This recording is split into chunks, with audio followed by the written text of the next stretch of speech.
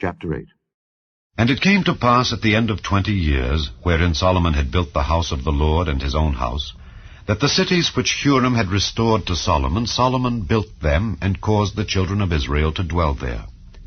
And Solomon went to Hamath-zobah, and prevailed against it.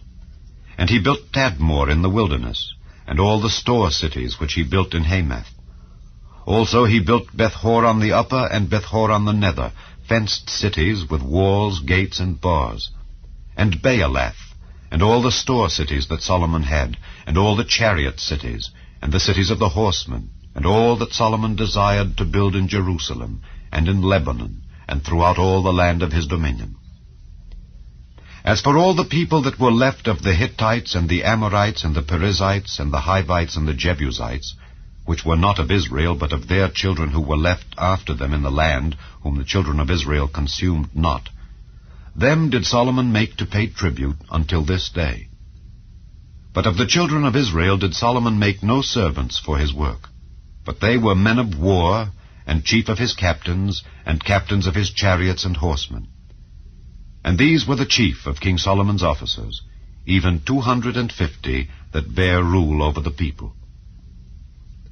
And Solomon brought up the daughter of Pharaoh out of the city of David unto the house that he had built for her. For he said, My wife shall not dwell in the house of David king of Israel, because the places are holy whereunto the ark of the Lord hath come. Then Solomon offered burnt offerings unto the Lord on the altar of the Lord which he had built before the porch, even after a certain rate every day, offering according to the commandment of Moses on the Sabbaths, and on the new moons, and on the solemn feasts 3 times in the year, even in the feast of unleavened bread, and in the feast of weeks, and in the feast of tabernacles. And he appointed, according to the order of David his father, the courses of the priests to their service, and the Levites to their charges, to praise and minister before the priests, as the duty of every day required. The porters also by their courses at every gate, for so had David the man of God commanded.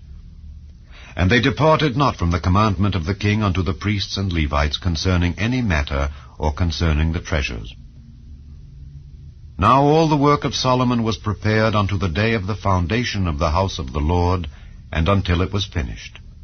So the house of the Lord was perfected. Then went Solomon to Ezion-Geber, and to Eloth, at the seaside in the land of Edom. And Huram sent him by the hands of his servants ships, and servants that had knowledge of the sea.